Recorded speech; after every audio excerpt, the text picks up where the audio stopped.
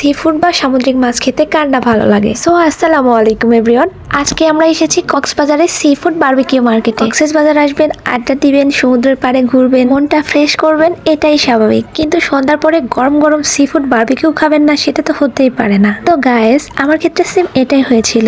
ঘোরাঘুরি শেষ করে সন্ধ্যার পরে কলাতলি বীজের ঠিক পাশেই রাস্তার ধারে বসে সি ফুডের বিশাল মিলন মেলা। গাইস, আপনারা এই সমস্ত সি ফুডের মাঝে পেয়ে যাবেন স্কুইড, কাঁকড়া, লবস্টার, অক্টোপাস এবং বড় বড় সাইজের চিংড়ি। এছাড়াও মোস্ট কমন যে সি ফিশটা পাবেন সেটার নাম হচ্ছে টোনা ফিশ। কোরাল মাছ, ছোট বড় বিভিন্ন সাইজের রূপচাঁদা মাছ। সি ফুডের মাঝে বিভিন্ন ধরনের আইটেম পাওয়া যায় যেগুলো ফুল রেডি করা থাকে, জাস্ট আপনি অর্ডার দিয়ে খেয়ে ফেলবেন। কিন্তু আমার কাছে যেটা মনে হয়, আপনি অর্ডার দেওয়ার আগে মাছটা যদি আপনি ভালোভাবে দেখে নেন এবং দেখে শুনে বুঝে দাম করে যদি আপনি খান, তাহলে আপনার জন্য সেটা সব দিক থেকে ভালো হবে। আপনি সেটা খেয়ে অন্যরকম একটা তৃপ্তি পাবেন। আর একটা বিষয়ে আপনারা খুবই সতর্ক থাকবেন, সেটা হচ্ছে ওখানে রেডি করা যে মাছগুলা থাকে, সে মাছগুলার অধিকাংশ মাছই থাকে বাসি মাছ। ওখানে যেহেতু সবাই মাছ বারবিকিউ খায় এবং মাছটাকে খুব সুন্দর করে কড়া করে ভেজে খায়, সেজন্য মাছটা বারবিকিউ হওয়ার কারণে ও মাছটা বাসি হলেও বোঝার উপায় থাকে না। এ ধরনের বাসি সি ফুড খেলে আপনার শরীরে পরবর্তীতে ফুড পয়জনিং হতে পারে শরীরে বিভিন্ন রকম সমস্যার কারণ। এখানে বিভিন্ন সাইজ এবং বিভিন্ন দামের সি ফুড পাওয়া যায়। আপনারা আপনাদের পছন্দ মতো নিজে দেখে বুঝে তারপরে সেটা কিনে নেবেন এবং সেটা কাটা ধোয়া থেকে শুরু করে ফুল প্রসেসিংটা আপনার চোখের সামনে হবে। দেখবেন সেটা দেখতে খুবই আনন্দ লাগবে এবং খেতেও খুব মজা পাবেন।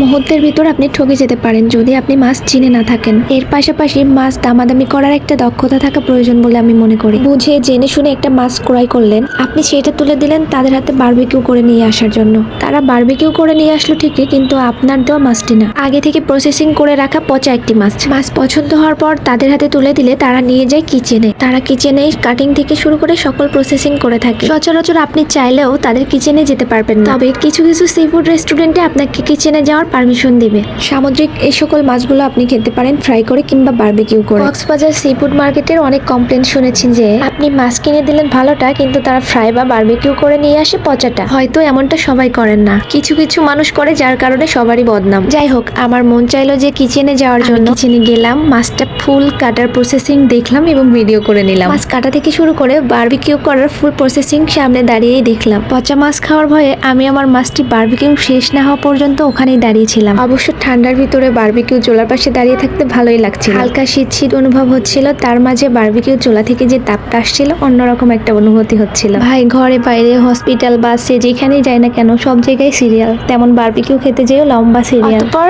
এই যে আমার মাছটি তৈরি হচ্ছে বারবিকিউ। বরাবরই আমার মাছ তেমন পছন্দ না, আমার পছন্দের তালিকায় ডিম আর মুরগির মাংস। তো কেন যেন সামুদ্রিক মাছের প্রেমে পড়ে যায়। একবার খাওয়ার পর সামুদ্রিক মাছ আমার পছন্দের তালিকা। তো ফাইনালি রেডি হয়ে গেল তাদের তৈরি বারবিকিউ। সম্পূর্ণ বারবিকিউ প্রসেসিং হওয়ার পর যখন সামনে এনে দিল, দেখার পর খাওয়ার আগে মনটা ভরে গেল। তো আমি টেস্ট করে দেখলাম, স্বাদটা এত মজার ছিল, আমার কাছে জাস্ট অসাধারণ লেগেছিল। কক্সবাজার গেলে সি ফুড খেতে আপনারা মিস করবেন না, অবশ্যই ট্রাই করবেন। অন্যরকম একটা খাবারের স্বাদ এবং নতুন অভিজ্ঞতা অর্জন করে আসবেন। তো আজকে এই পর্যন্ত, আল্লাহ হাফেজ, সবাই ভালো থাকবেন।